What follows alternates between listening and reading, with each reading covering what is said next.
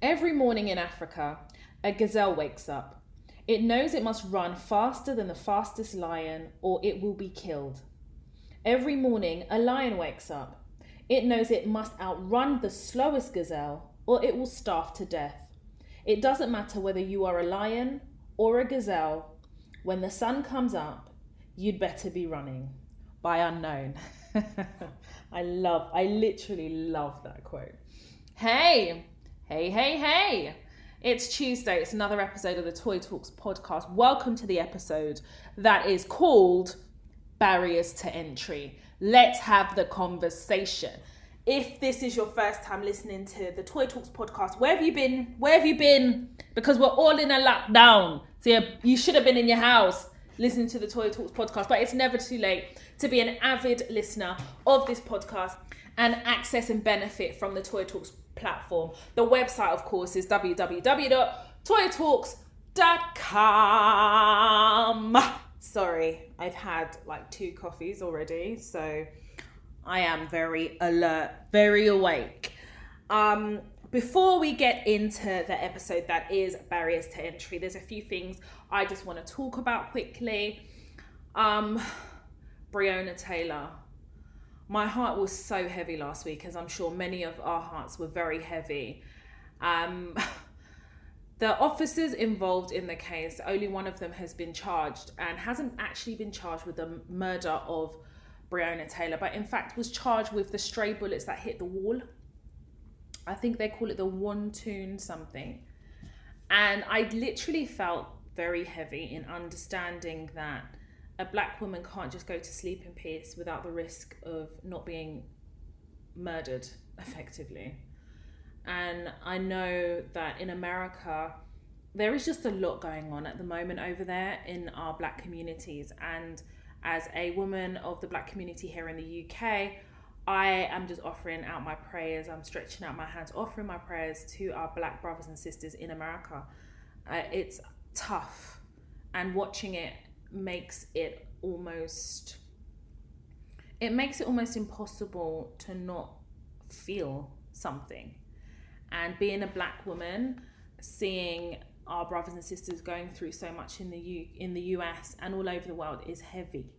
So when a white person feels the need to DM me and basically give me their pennies worth, and it wasn't just a white person, I had a couple of people that kind of DM'd me on Instagram. I get a lot of DMs anyway, and I'm getting to a point where I'm learning just to ignore foolishness. I just tend to think that when someone takes out their time to send me a DM, I do try my best to come back to people, but I'm realizing that not everybody needs a response, that sometimes silence will tell them that they're stupid. So I'm learning to communicate with silence. That's what I'm learning to do. But someone messaged me, and I think the race is irrespective, to be fair. I don't even know what the race of the person is. And basically said, so I'd gone on there and basically said, I feel quite heavy. And I was speaking as Toya. And I know that other people around me, my friends, they feel the same way. I just decided to share it on a social media platform, and someone decided to come message me, send me a DM to tell me all the things they feel that I've achieved this year and that I need to look on the positive side. And I had to drag the roots of this person because clearly they're fucked up in the head. Like, what has my achievements this year got to do with the fact that I feel heavy and how can I look at the positive side? There is no positive side of murdering of men and women in my community that I belong to. It could easily be me. Do you understand the load of what it feels to be a black person living in this world? It is fucking difficult. So if I want to use my platform to create a space where people equally feel comfortable to explain and how they feel and offload and tell people that they feel heavy, then why can't I use my platform to do that? The same way we have people policing my vagina and my cervix and my ovaries, asking me when I'm going to have a child. You need to understand, yeah? I will drag the fuck out of you if you decide to slide into my DMs to chat and deposit shit. Do you understand? I'm working on killing you with silence, but until we get to that point, and we achieve that level of maturity, I will fucking drag you. Do you understand? I'm not your age mate. I am not your mate. And neither am I the person that you feel that just because you have access, that you feel that you can come and deposit your bullshit and say what you like. That is not what we're going to do. That is not what God has created me to do, except bullshit. And I'll be damned if you slide into my DMs and accept me to take your shit. It's not going to happen. So I definitely felt very heavy, and I spoke to a couple of my friends. They felt the same way. And I definitely feel very worried just about how we continue to be treated in this way as Black people. And it makes me uncomfortable to watch America, because it usually is a prelude to what happens here in the UK. And I don't think we're that far off from America, to be quite honest with you. I know that in America they have the elections coming up, the presidential elections. So I know that things are really tense out over there. And I know that I have a lot of US listeners as well who access the platform, listen to the Toy Talks podcast. I want to say that thinking of you guys out there in America, definitely extending my hand of prayer. And more importantly, I hope that the platform provides you with everything that you need to be able to navigate the world of work safely and light up the path of your own success. Barriers to entry. Now, this is such a broad topic, so I definitely think I will revisit it again. But I definitely wanted to talk about barriers to entry today, because I feel as though people think barriers to entry are just white people. And whilst they are one of the barriers to entry, I think that we as individuals are also our own barriers to entry. And I'm going to go into a lot more detail about that. And I want to draw on a few experiences I've had recently of the recruitment process, and kind of share some certain things. I had a really interesting conversation, actually quite a few interesting conversations last week. So I definitely want to share that with you guys. But let's start. So when we talk about barriers to entry, what I am actually saying is the barrier that prevents us from entering spaces where we're not used to seeing ourselves or seeing people that look like us. And I think that the current pandemic has provided a barrier to entry insofar as it's different now, right? We used to go in to interviews, but now you are doing video interviews. And I think that also creates a barrier, because you're not sitting face to face with someone. They can't necessarily see your expressions or your body language. But I don't want that to prevent you, or for you to use it as a crux to not even attempt to enter into organizations and workplaces that you have applied for or you see yourself being. You guys will know that if you follow the website toytalks.com, I have an interview masterclass, and in that masterclass I talk about interview prep, how to deliver an interview, the questions to ask, sometimes coming out of your own mind, in terms of like overthinking things. I talk about some of my limitations that I have had to overcome in interviews. And I'm not sitting here to say I haven't had job rejections before. Of course I have. But when comparing job offers to job rejections, I've had a lot more job offers. And I think I can count with one hand the job rejections that I've received. And that's not to say it hurts any less. But I think it's really important for us to understand how we create our own barriers to entry.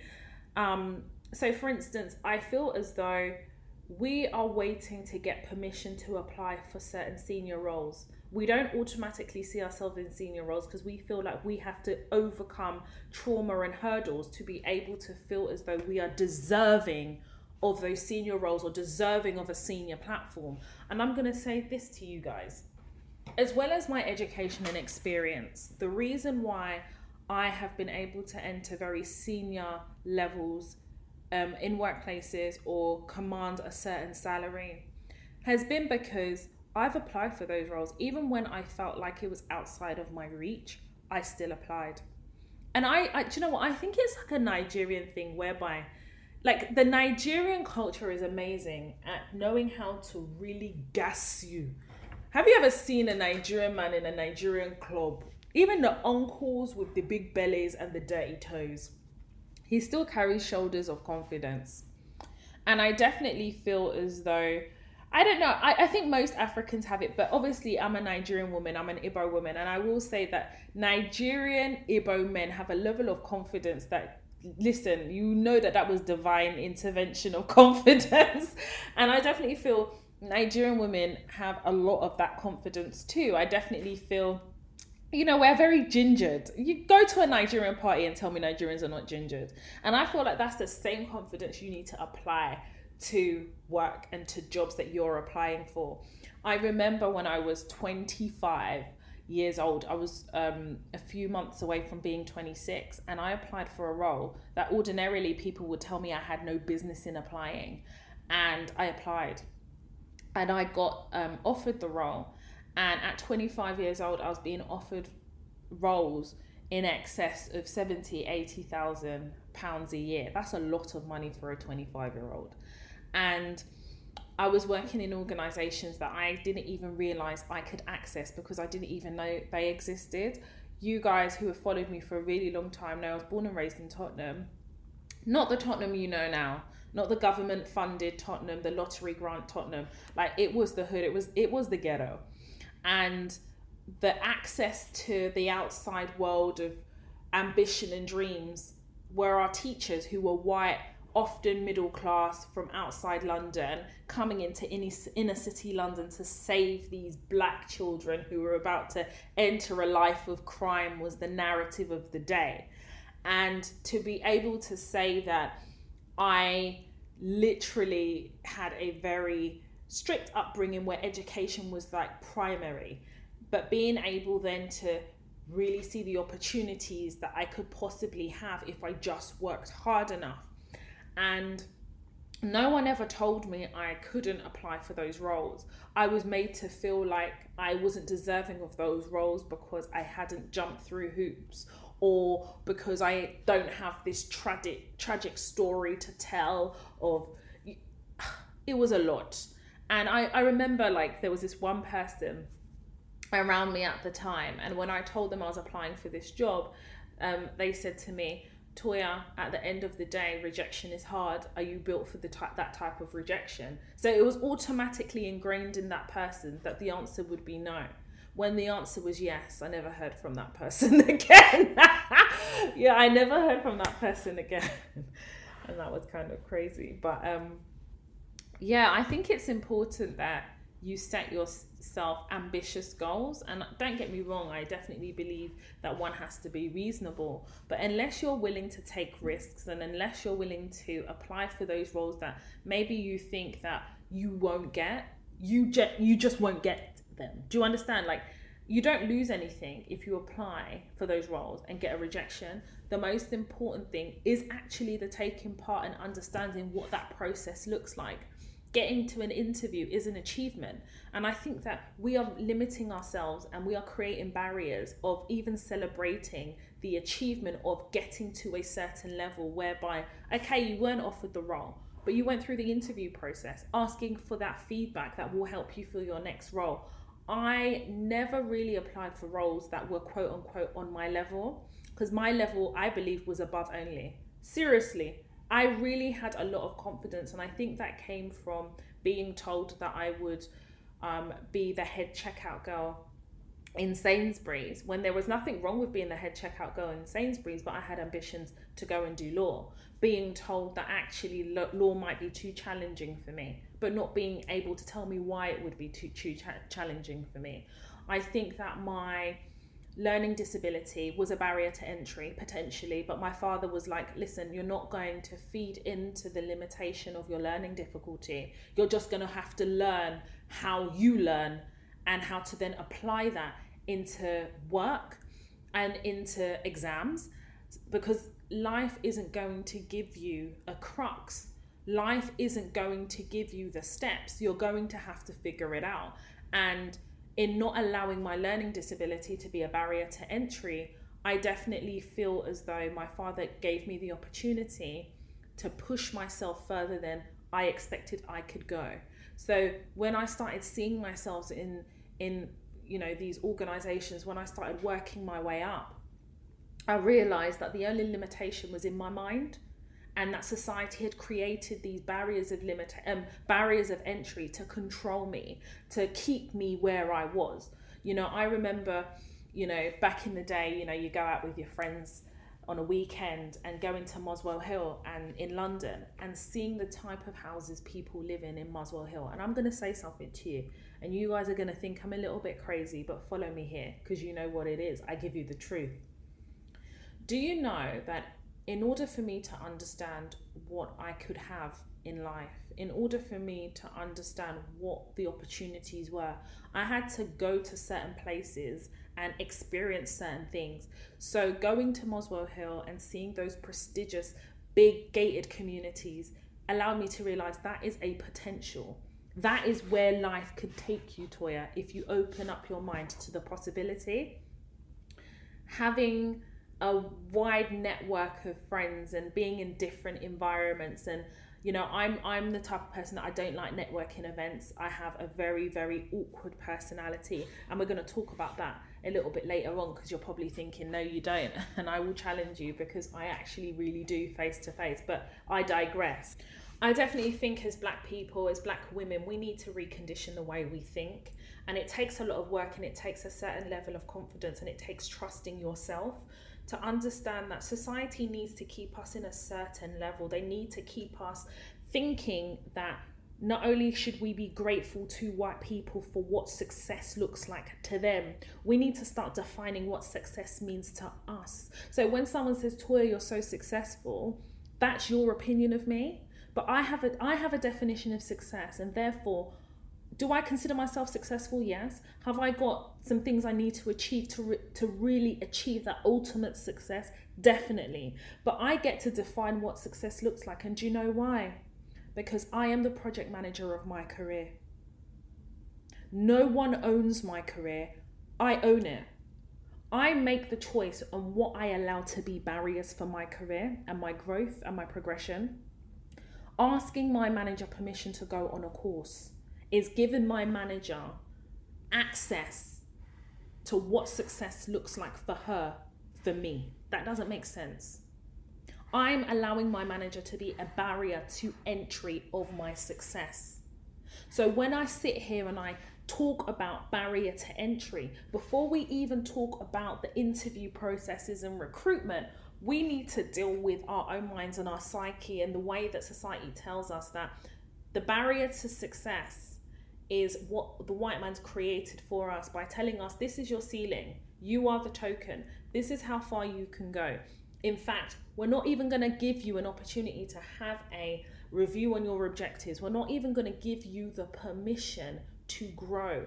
And we need to also get to a point of understanding where our limit lies. If you know that you hit an organization that is now creating a barrier to entry, i.e. a barrier to enter success, at what point do you draw the line and say, right, I've been here 6 years, no success. No growth, no progression, no up, no down.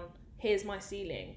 Am I willing to take a risk on myself and say, actually, I'm going to see what opportunities are out there that are a bit more senior than I am here, and I'm going to take that leap of faith and I'm going to apply for that job? Why do we limit ourselves on what success looks like and create that barrier for ourselves and then seek to hold somebody else responsible? I've got so many episodes where we talk about different topics, but how can I continue to teach you guys how to navigate the world of work, the social aspects of work, and light up the path of your success unless we deal with the barriers to entry? And those barriers are the gatekeepers. They're all of those people, but I want to talk about the things that you do as an individual, as a professional, as a person, that is your barrier to entry. So for instance, I had a friend and she's been single for many, many years now, and she's decided that she wants to start dating. And I asked her about it because when my friends tell me something, I believe that part of that is because they want me to hold them accountable. So I had a conversation with her. I said, I thought you said you want to start dating and stuff. You haven't really said anything else. And she's like, oh, I'm not ready. And as we continue talking, I realized that she was becoming her barrier to enter the dating world simply because she was afraid of taking a risk and letting someone in. And of course, it's based on something. But I had to let her know in that situation, she was her barrier to entry. She was her barrier to potential happiness by not allowing herself to experience the dating world. Because I said to her, the same thing someone said to me when I was single. The man of your dreams, or the man that you believe that you want to be with, is not underneath your bed. you're going to have to take a risk on yourself and go out there and almost put yourself in a position to be able to bring what it is that you want. It's the same in life, and it's the same in your career. I think people think that coronavirus is preventing them from success, and coronavirus is potentially a barrier to entry if you accept that the coronavirus is stopping you from reaching your potential. I'm so sorry. But if anything, this pandemic has taught me many lessons, and the one of many lessons that it has taught me is that I can do anything I want to do, and I can be as successful as I want if I choose to take the risks required to be able to receive the things that I want. And I can't allow myself to allow society through the pandemic to be my barrier to enter what success looks like in a certain area of my life. I think that I talk about this on other podcast episodes where I've kind of focused on it, but you guys know I'm quite a spiritual person.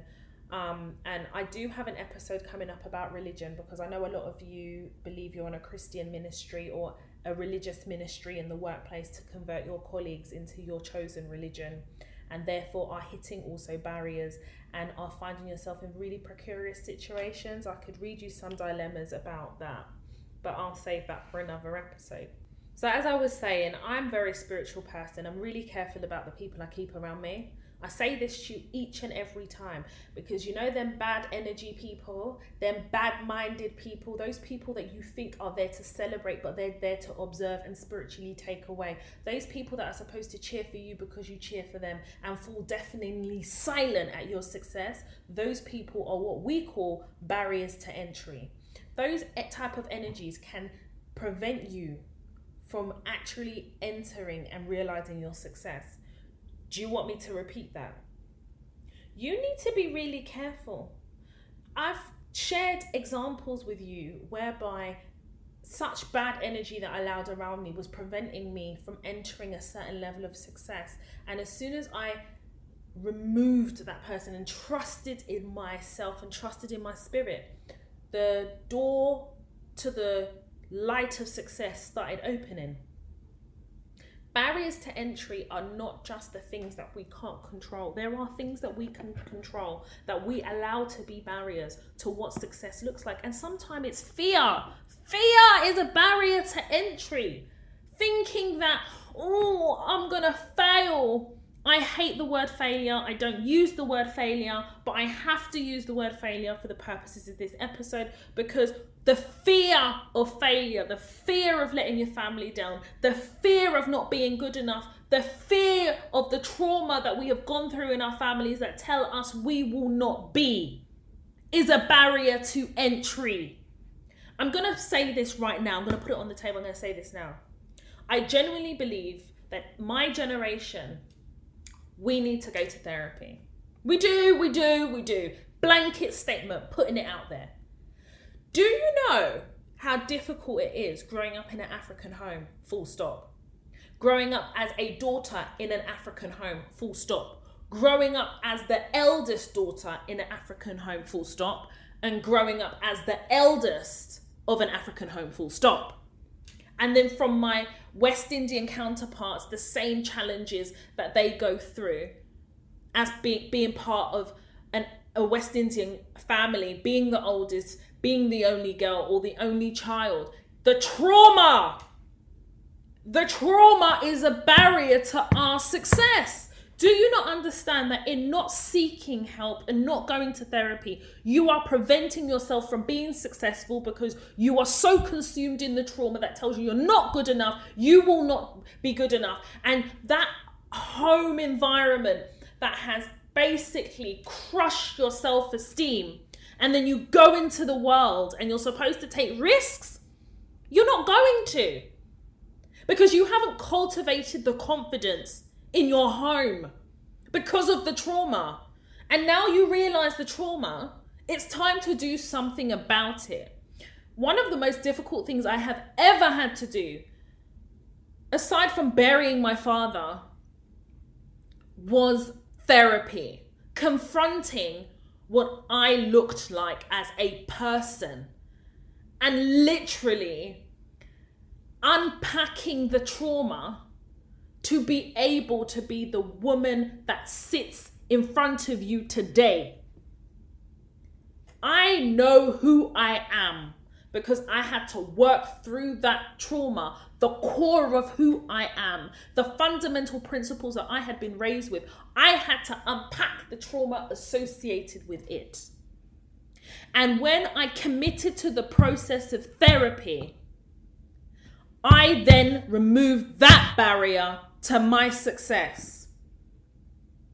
My father was my heart and soul. You need to understand this. That was my best friend. That man made the world make sense to me. That man is a king. My father was everything to me. But he never prepared me, in my mind at the time, to cope with the possibility that he would not be here on earth anymore. Yeah? Then when he died, my entire world crushed and crumbled around me. Because the world didn't make no sense no more. Because I didn't have that person that could interpret the world the way I could understand it. I had a very tempestuous relationship with my mum. You know, I've covered that several times on my Snapchat. If you're not following me, follow me on Snapchat, Toy Washington, all one word. And then I had to go into the world at the age of 29. And you may think, yeah, but 29 is still... No. Because I was literally faking it until I could make it at that point. I didn't really have a good grasp on who I was because the trauma of everything I had been through growing up, and now compounded with the trauma of losing my father, was creating a barrier to entry. So whilst I had my successes in terms of working for certain organizations, in terms of navigating work, in terms of making all this money, the reality was that I was losing it as quickly as I was gaining it, because I didn't feel like I deserved it. I didn't understand it. All the issues that I was encountering as a black woman in the workplace, all that trauma was being packed and swept under the carpet because white people had taught me that that's how we dealt with things. You sweep it under the carpet. You're not even allowed to feel anything. And then suddenly, from a personal perspective, my heart was completely broken. And then I realized if I don't go into therapy now, at one point or another, I will be successful at taking my own life because I failed at it twice. And I didn't know if I would be a third time lucky. And for me, it was, I am my barrier to my success. My barrier for entry is not dealing with my trauma and not being able to parent the 12-year-old Toya, the 18-year-old Toya, the 21-year-old Toya, the 29-year-old Toya. I needed to parent those Toyas. Because at each stage, something had happened in my life, that trauma. If you guys remember the very, very first episodes of Toya Talks in season 1, I talk about not realizing that I was dyslexic until I was 21 or so. But then at primary school, finding it difficult to spell the word birthday, being humiliated in front of the whole class, wetting my pants in fear, having to spell that word that I found so difficult and being absolutely humiliated by my teacher. That was trauma. My view of authority was so traumatic, and the anxiousness caused me to wet myself. And I'm now going into the world of work again with authority, humiliating me, causing anxiousness. How do you deal with that? So when I had to go into therapy, working through that trauma allowed me to remove that barrier to entry and give myself permission to enter, to walk in the path of what I believed success looked like, and to be able to give myself permission to celebrate my successes, commiserate my losses, and understand that this whole entire life, this world, is a balancing act. And actually, just because I don't achieve something here, or just because I haven't met a standard here, doesn't mean overall as a person that, number one, I can't be happy and healthy and successful, and number two, that I have to beat myself up for not allowing myself or not being able to reach other people's expectation. being raised in an African household, expectation and comparison can literally fucking crush a child. And then we take that into the workplace. All that trauma in one fucking suitcase. How big is this fucking suitcase? And I use the suitcase metaphorically. It's a suitcase of emotions. It's just, I don't think we allow ourselves even the permission to feel any emotion towards our trauma or to acknowledge our trauma, and that creates a barrier to entry. And I think understanding the barrier to entry is layered. So you have, like I said before, the things that you can't control, going into organizations filled with white people, and they ask you, why, do you see yourself in this company? Why do you want to work here? It's like, fucking hell, the irony. Do you know what I mean? And then there are the things that we can work on, and there are the things that we have to think about in terms of how we limit ourselves in entering spaces where we are told and tell ourselves that we don't deserve to be or we can't enter. No one can tell me I can't enter. No one. I think that in terms of the recruitment process, and I've spoken a lot about how the commercial space has been affected by the pandemic, and I've given you guys a lot of advice through the last few episodes and beyond. And also as well, I've got the masterclasses on the toytalks.com website to help you guys through this difficult time that is the pandemic. But I wanted to share something that's happened to me, and I wanted to share high level something that's happened to a young lady that recently contacted me. So basically where I'm at the moment is I kind of, would I say I put pause on my career? Oh, I don't know if that's an accurate reflection, but I don't know. So basically I've just been focusing on Toya Talks, right? You guys know I work for myself. I'm a consultant, contract consultant. So I've got my limited company and I contract through that. So when my official contract ended in April, I just decided that I'd take a bit of a break from my career and just focus on Toya Talks. And that's from everything from launching the website to the apparel, to the masterclasses, to the podcast, and just focus on this. And I would then do consulting on an ad hoc basis based on the relationships that I'd cultivated. And people had got in contact with me, and I say people, I say companies, to consult on redundancies, to consult on various contracts. And to be honest, I had an amazing summer. And I was able to kind of just focus my time on Toya Talks, knowing that I still had some consultancy stuff that I could do as well. I had enough savings, I was making money, it was fine. And then I had an opportunity to really kind of think about my career, my direction of my career, what I wanted. And I soon realized that I need a healthy balance of my career and Toya Talks. And in order for me to be great at either one of them, I need a balance. I'm a Libra and we love balance. And my career genuinely makes me happy. You know, I'm one of those people that could win the lottery and I'd still be doing my career part-time. That's the type of person I am. And I think it's because I know how long it took me to know what I was good at. And now that I've discovered it, I've cultivated it, I've found a niche for myself, I just don't want to give it up. I just don't, because I genuinely love what I do.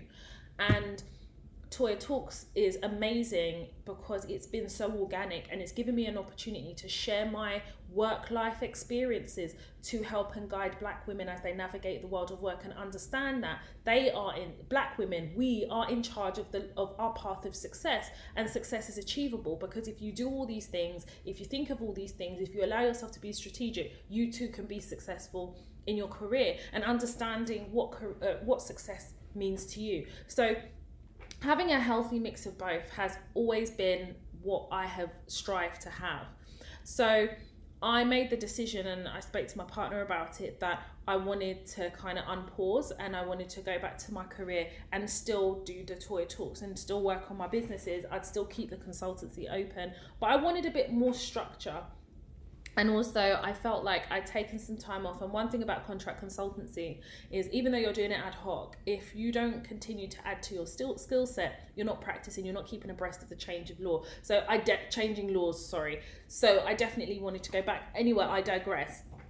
So I have been having interviews about contract roles, and it has been amazing because it's literally because I have a network of agencies that I work with that I've known for a long period of time, and that I'm well respected with them. So I was able to pick up the phone and say, hey guys, this is what I'm doing, this is what I'm looking for, please go forth and find what I need. And literally, I project manage these agencies. And literally, my phone has been ringing nonstop, literally nonstop. And I almost was like, crap, you know, have I kind of unpaused something here? And, you know, am I going to regret this? But it's been a really interesting process because as a contractor, I think we're feeling it the same way as perm employees. Insofar as, even though I have these good relationships with these agencies, there are some agencies who will just call you out of the blue about this amazing role they're so excited about, and you have to balance yourself to not be gas like them, and then you won't hear from them again.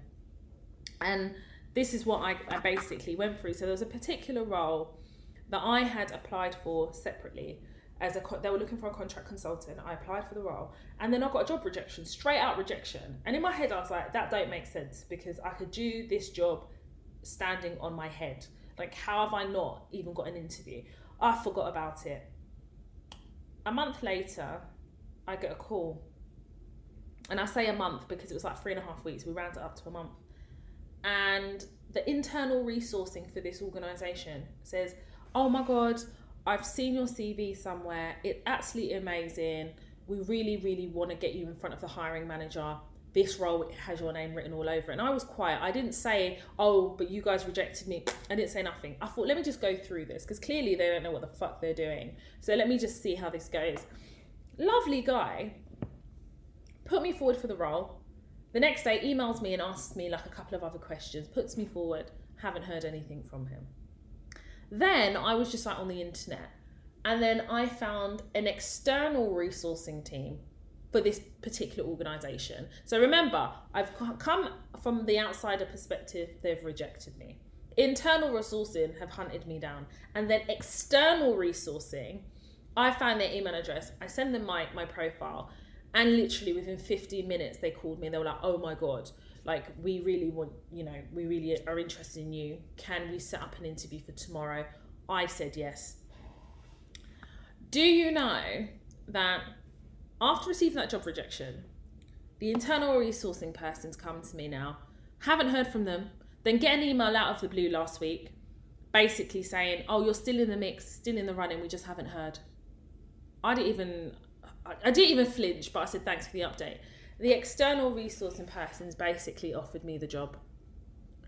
And I'm like, hang on. So if I allowed myself to be my own barrier to entry, i.e. accepting the rejection, which in some cases you do, right? But then hearing from the internal resourcing and then having the good head to go out there and kind of do my research, found an external resourcing, I wouldn't have even been in the running here, like potential running. And now I've been offered the role, which I am going to reject because I feel like I can't expose myself to organisations that don't know what's going on. And I don't really like the fact that this particular organisation operates the way they do. I don't particularly like their business model. And after having my initial interview, I found some holes in the role that I felt like, you know what, any role I take has to be a balancing act between my business and Toya Talks. And I just felt this role wouldn't allow me to have that balance. So I've actually rejected the role, and she's come back with a counter offer because I think she thinks we're negotiating. So I'll have to give her a call tomorrow. But that's what's happening in the market at the moment. Like, you're getting all this mixed messaging, and it really takes a level of resilience and not allowing your own confidence to be battered by what's actually happening. And I think the same organisation reacting in 3 different ways is literally representative of what's happening in the government in terms of how they're handling the pandemic. But more importantly, that I think the commercial space doesn't know how to react to this. And whilst it may look like they're adjusting to the new way of working, I actually think that adjustment is in terms of existing employees. They haven't actually extended the new way of working and adapted and adopted new ways of recruiting. So what you're finding is recruitment is slower when it should be faster because everyone's at home. But they haven't adopted the changes needed to actually deal with the fact that they're recruiting in a pandemic, if that makes sense. There was another role, and this role, I found the role. And there was so many tick boxes for this role, right? And I spoke to the recruiter. Recruiter was amazing. Like, this was the first recruiter outside of my preferred recruiters that I thought was very professional, completely, you know, as a recruiter should be. I had my first interview, went well. There were a couple of technical questions that kind of threw me, simply because, you know, I haven't kind of been upskilling as much as I should have been, which is completely fine. And sometimes it be like that. Sometimes I've had other focuses, but all in all, the feedback was amazing, to be honest. They sent a whole side of an email of feedback, which was great for me because it enabled me to know how I've adapted to the new interviewing that takes place via video conferencing, but also kind of the things that they've kind of pulled out of my interview that I can either work on or keep as part of my interview style and technique. And then after the first interview, didn't hear anything back. The recruiter was like, listen, I'm trying to like get them to engage in this process, but they're just not. 2 weeks later, I get an email. Okay, they want to do a test. Fine, did a test. Then they said they want me to do a presentation. Now, the only reason why I've agreed to this presentation was purely because the 2 technical questions out of the 7 that I felt like I could have answered better, I would feature in the presentation to show them, I do know this, but you caught me off guard here, and I wasn't expecting this type of question. So when I got the confirmation for the presentation, there was 2 people on the panel, and there's always been 2 people on the panel. Suddenly there's this new person on the panel, and they didn't tell me. The recruiter didn't know that this person was going to be part of this panel. So I said to the recruiter, when they gave you this additional name, you should have asked the question. So now you have to go back with your tail between your leg and ask the question. Where has this person come from? How are they important in this process? And am I having now another interview, a re-interview, because this person doesn't know me? And he went and had that conversation. But what this organisation doesn't realise is, as of today's date, I've already had 4 offers for roles. I've had 4. And they're fucking up. And even in a pandemic, I will always know what my leverage is, okay? Negotiation, go on to the masterclass. I share all my secrets about negotiating. Even in a pandemic, I can still utilise my negotiation skills. The reason why I'm proceeding to go ahead with all of this is purely because I will never shy away from an interview. Because the reason I am so good at interviews is because I do them, okay? I put myself in uncomfortable positions. I make sure that I push with the boundary in terms of kind of the interviews I'm having, and I make sure that in order to stay abreast of what's happening in organizations within my field, I have to go to the interviews and ask the questions, because those people are in those organizations. What's working, what's not, why is it not working, how are you reacting to the commercial changes that are happening? You know, what are the issues with you're finding with your high value, high risk contracts, and how are you mitigating? Those are the questions that you can ask when you're in an interview setting, and you have the opportunity to ask a range of organizations because you're having interviews with a range of organizations. I digress. So yeah, so that's where I'm at. And I'm going to do this presentation at some point this week, purely for my own gratification.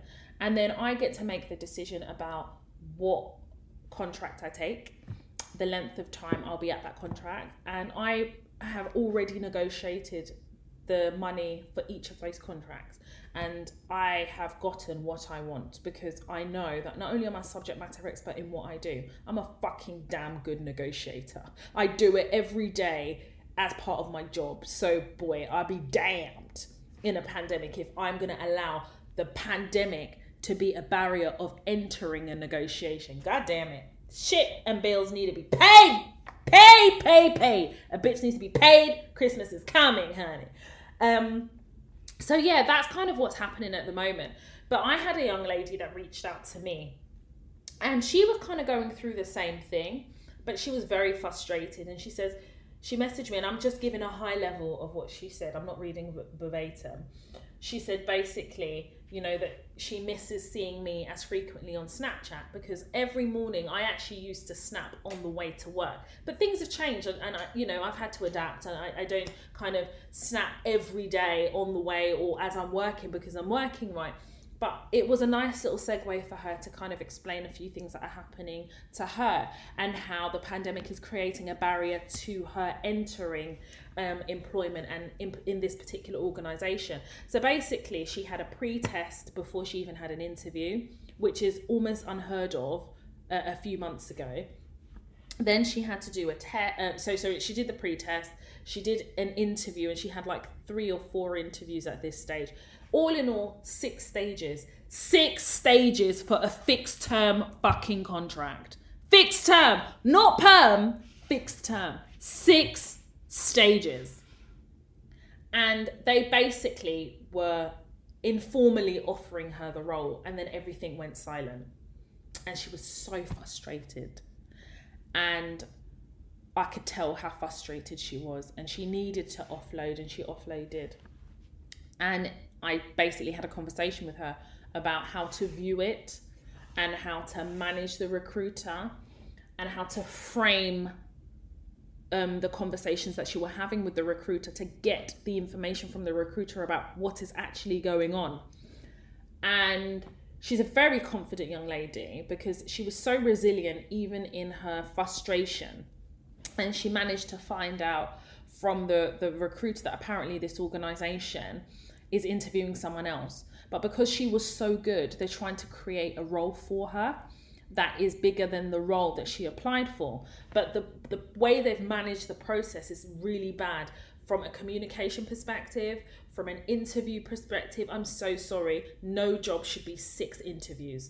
That organisation clearly has too much time on their hands. Every interview is a waste of the company's money. So the less interviews you have in terms of layers, the better. Or at least if you're going to have a 2-stage interview or a 3-stage, 2 of those stages should be on the same day.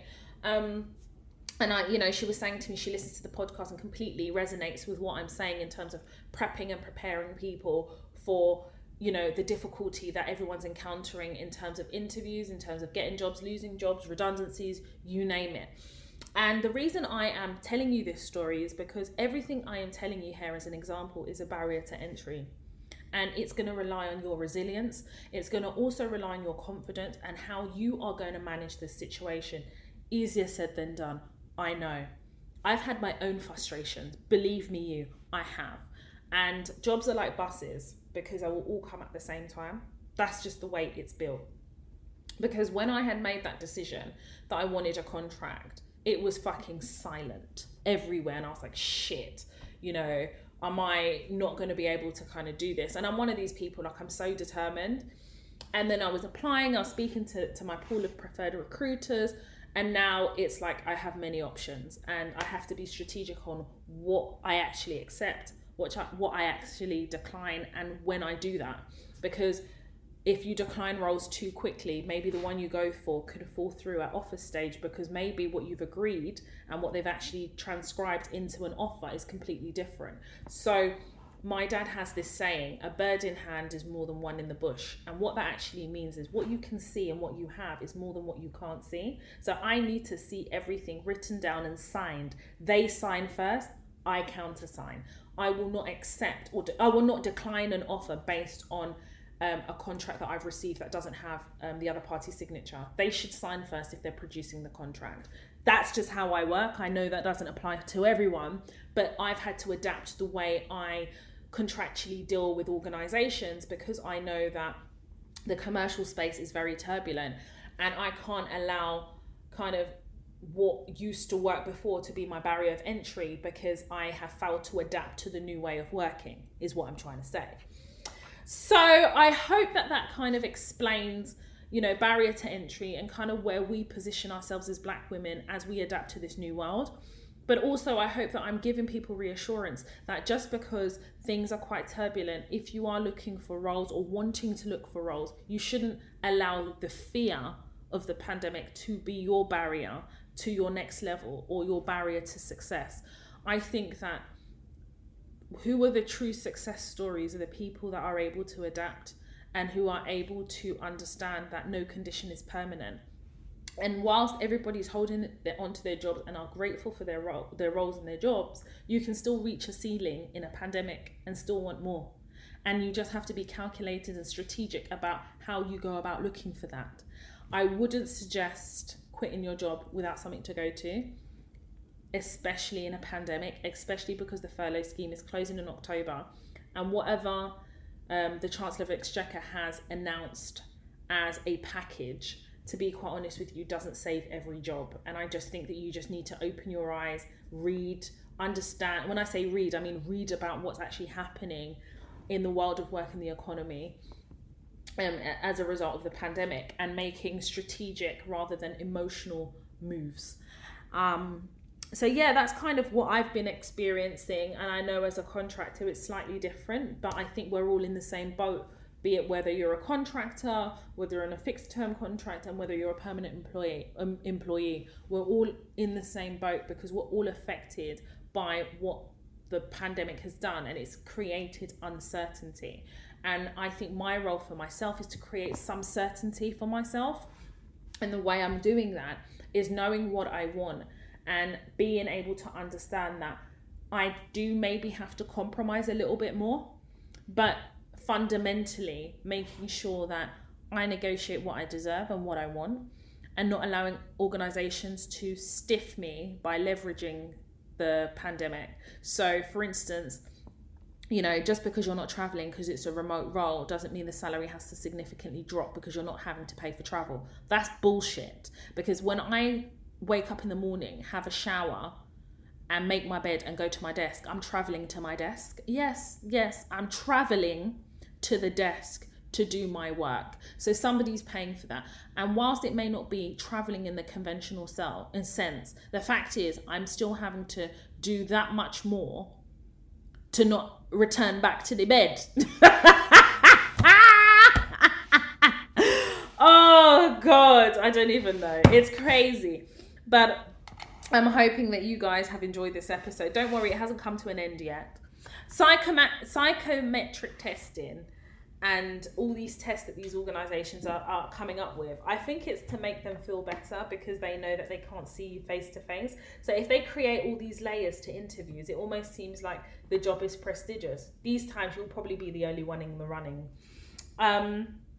But yeah, I just wanted to talk about that, and I thought it was important that we always have frank and open conversation navigating the world of work as a Black woman in a pandemic. How many people can say that? How many people can say that they navigated work as a Black woman in a pandemic? We're making history, baby. I'm wondering if white people have any barriers because they've already entered everything, is the way I see it. But I feel like white people are so desperate to be oppressed. I'm sorry, some white people are very desperate to be oppressed. The things I've seen in the media is mad. It's just a little bit mad. And also what's weird, because when everybody's talking about the pressures and the stresses of the world of work, I'm not hearing a lot of white people talk about that. I don't know whether actually I do know. It's a privilege thing. It's not about whether I don't know. I know it's a privilege thing whereby white people don't necessarily understand struggle, and any glimmer of any stress is massive struggle for them when we've been living in our Black skin 365 days of the year, and the struggle that we go through is part of being a Black woman. Imagine, deep that for a minute. The struggle that we have to deal with on a day-to-day basis is based on the color of our skin. So we already have that struggle. And then it's the struggle of navigating organizations and workplaces built for white people. That's another struggle. Then we have to navigate our trauma. And that's the trauma from family and upbringing to the trauma that we're witnessing every day, putting on the news and going through social media. And then on top of that, we are in a pandemic.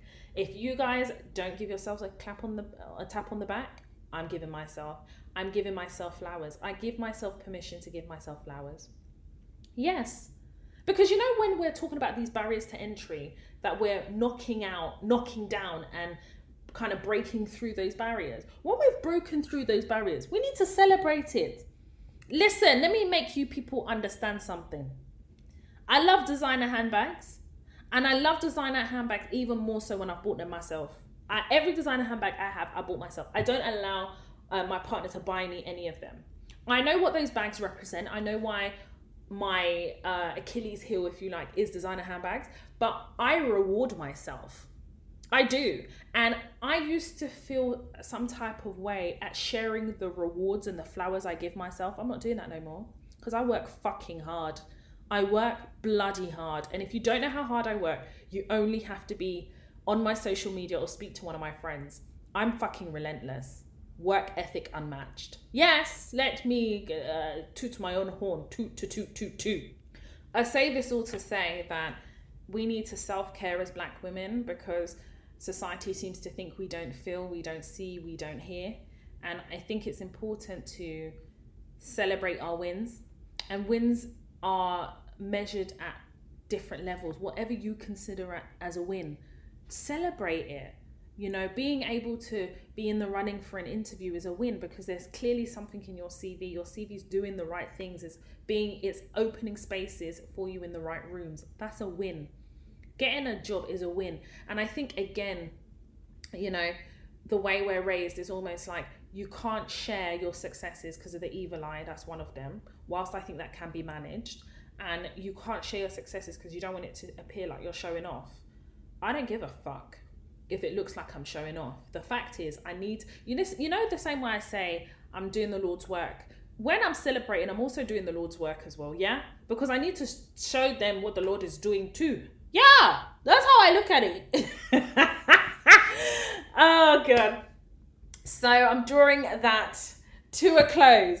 We are entering Black History Month, October. October is a very special year because it's very special month, because it's Black History Month, but also it's my birthday. I'm a Libran, darling, 6th of October. Yes, you heard it right.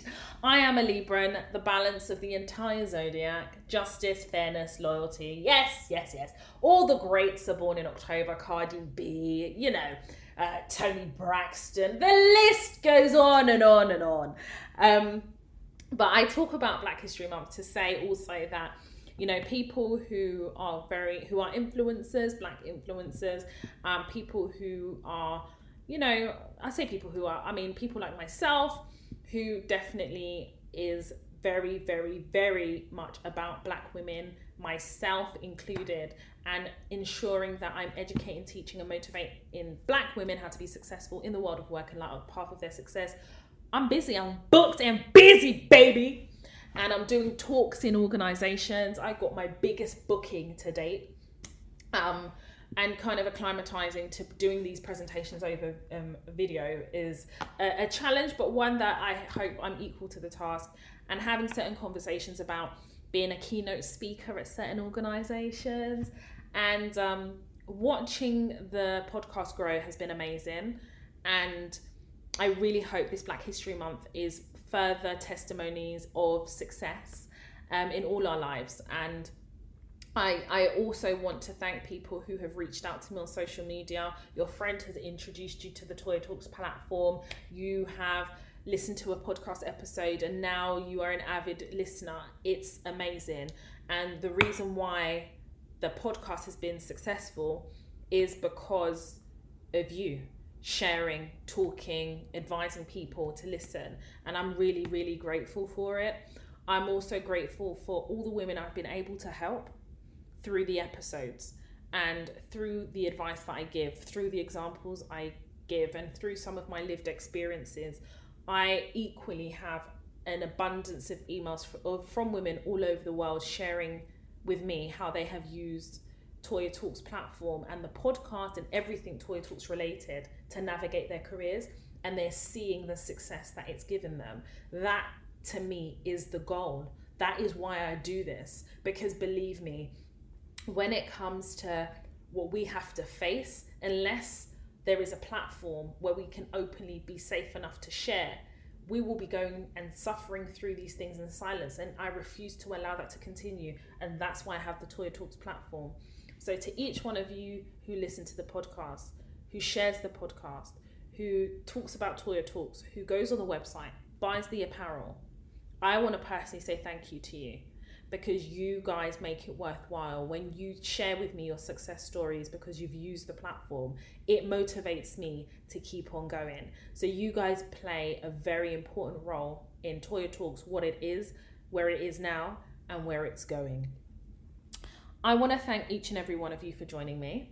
I also want to say, if you guys know who June Sarpong is a presenter, she's a producer, she is an amazing Black queen. And growing up, we didn't see a lot of people who looked like us on TV. June Sarpong was that. She was absolutely phenomenal, and it was just comforting to see someone who looked like us on TV. And she is a queen, and she is releasing a book on the 1st of October, and it is called The Power of Privilege: How White People Challenge Racism, and that's out on the 1st of October. You can actually pre-order it. I've already pre-ordered mine on Audible. My dyslexia sometimes doesn't allow me to have the concentration to read a book, so sometimes I need to hear an audio. I go between books and audio. I'm more leaning towards audios because it allows me to kind of do other things. I could be in the car listening to audiobooks as well. So yeah, I love audiobooks. But yes, June Sarpong has a new book coming out 1st of October. It's available to pre-order. Let's support this Black queen. Let's support her. I believe this is her first book. Let's go out there and support her. And more importantly, in supporting her, we're thanking her for shedding awareness, bringing awareness, and carrying Black women and opening doors, because that's exactly what June Sarpong has done. She has opened doors and allowed us to understand and realize that it is possible for us too. So go ahead and support June Sarpong's new book, The Power of Privilege. Guys and girls, girls and guys, boys and girls, this is the end of today's episode. If you want to follow me on social media, of course you can.